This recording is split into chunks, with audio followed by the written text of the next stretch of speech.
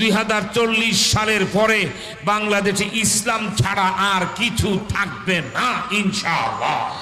2040 সালের পরে এমন বাংলাদেশ হবে, যদি কেউ এসপি আর ডিসি হতে চায়, সূরা ফাতিহার বিশুদ্ধ অর্থ বলতে না পারলে ডিসি এসপি বানানো হবে না। একটি ভিডিও আপনাদের সকলকে দেখালাম এবং আমিও দেখলাম। ভিডিওটা দেখে সত্যি গায়ের রং খাড়া হয়ে যাচ্ছে, ভয় লাগছে। কিন্তু ভয়টা কিসের? যেহেতু ভয়টা আমি ঠিক ততক্ষণ পাচ্ছি যতক্ষণ আমি নিজেকে একা বলে ভাবছি। যেই মুহূর্তে আমার মনে হচ্ছে না আমার সঙ্গে আমার আরাধ্য দেবতা রয়েছেন, যখনই আমার মনে হচ্ছে আমার সঙ্গে আমার ভাই বোনেরা রয়েছেন, আমার পরিবার রয়েছেন, আমার সনাতন ধর্মের সমস্ত অনুসারীরা রয়েছেন, তখন আর সেই ভয়টা লাগছে না। সত্যিই তাই, আমরা যতক্ষণ নিজেদেরকে একা বলে ভাববো ততক্ষণই আমরা ভয় পেতে থাকবো। কিন্তু যেই মুহূর্তে আমরা বুঝতে পারবো শৈব, বৈষ্ণব, সাধক এই সমস্ত পথের অনুসারীরা আসলেই আমরা সনাতনী এবং সনাতনী পরিবার, আর আমাদের লড়াইটা নিজেদের সাথে নয়, সেই মুহূর্তেই হয়তো আমরা নিজেরাও শক্তিশালী হয়ে উঠব। আমরা কখনোই নিজেদের সঙ্গে নিজেরা লড়াই করব না। যে ভিডিওটি আপনাদেরকে দেখালাম সেই ভিডিওটা আমি জানি না কোন সভায় গিয়ে কোন মৌলবী বলেছিলেন, ওনার নামও আমি জানি না, কিন্তু ওনার প্রত্যেকটা কথা আমার শিরায় শিরায় ঢুকে গেল। এমন কেউ বলতে পারে? এমন বলা যায় কখনো? বাংলাদেশে এখনো অনেক সনাতনী পরিবার রয়েছে। যে মুসলিম মৌলবী মানুষটা এই ধরনের একটা কথা বলল, আপনারা বাংলাদেশি মুসলিমরাও কি এই একই কথায় বিশ্বাসী? এবং আপনারাও মনে করেন যে হ্যাঁ, কিছু বছর পর বাংলাদেশে আর একটাও হিন্দু থাকবে না? ওই ভিডিওটি দেখলাম আর আমি একটুক্ষণ ভাবলাম যে একটা মানুষ কি করে এতটা অমানবিক হতে পারে?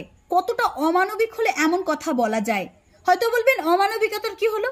হলো না, অমানবিকতার কি হলো সেটাই আমি বোঝাচ্ছি। এই যে উনি বললেন 2040 সালে বাংলাদেশে আর একটাও হিন্দু থাকবে না।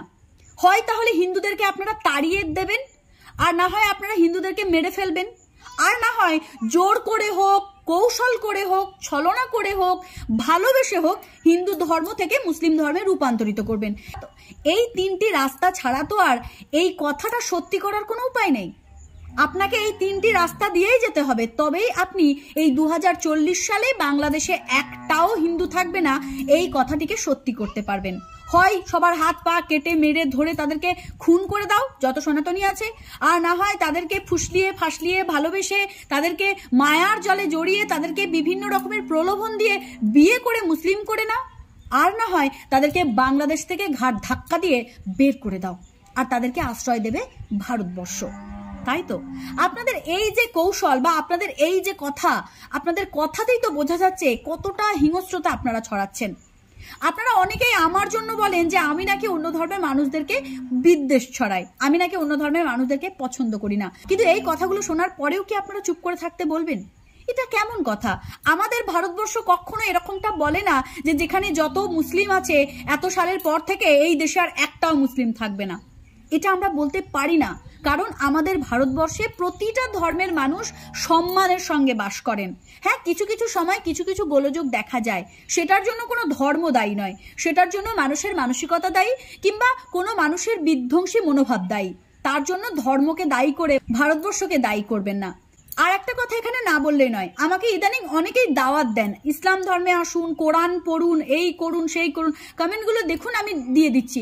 আমাকে অনেকেই বলছেন যে এই করুন সেই করুন। তো তাদের কথা মতন আমি একটা বাংলা অনুবাদ কোরআন এনে দেখেছি। 2 লাইন পড়ার পর আমার কি মনে হয়েছে জানেন? এই বই যদি আমি আর কিছুক্ষণ পড়ি তাহলে আমার নিজেকেই নিজে খুন করতে ইচ্ছে করবে। যেই আপনারা যারা কোরআন পড়তে বলেন না, তারা ভুল বলেন। সনাতনীদের এইভাবে কোরআন পড়তে বলবেন না, এতে আপনাদের লস। কারণ এই কথাগুলো যদি সনাতনীরা জেনে যায় বা এই কথাগুলো যদি সনাতনীরা বুঝে যায়, তাহলে কিন্তু আপনাদের মতন তারাও একত্রিত হয়ে যাবে, আর আপনাদের এই স্বপ্নটা সত্যি হবে না। তাই আজকে আমার এই ভিডিওর কথাগুলি শুনে যাদের খারাপ লাগবে, যে সমস্ত মুসলিম ভাইদেরকে, তাদেরকে আমি বলবো আপনারা যদি ভালো তবে অবশ্যই আপনাদের খারাপ লাগবে না। কিন্তু সামনে যে কথাটা আমি শুনে এলাম যে 2040 সালের পর বাংলাদেশে আর একটাও হিন্দু থাকবে না, সব মুসলিম হয়ে যাবে, এই কথাটা অত্যন্ত হিংসা ছড়ানো, এই কথাটা অত্যন্ত ঘৃণাবাচক। এটাও যদি আপনাদের খুব ভালো বলে মনে হয়ে থাকে তাহলে মানসিক চিকিৎসা করান, আপনারা আর মানুষের পর্যায়ে পড়ছেন না। আমি একজন সনাতনী পরিবারের মেয়ে, আমি কখনো চাইবো না কোনো দেশ থেকে পুরোপুরিভাবে সনাতন ধর্ম লুপ্ত হয়ে যাক।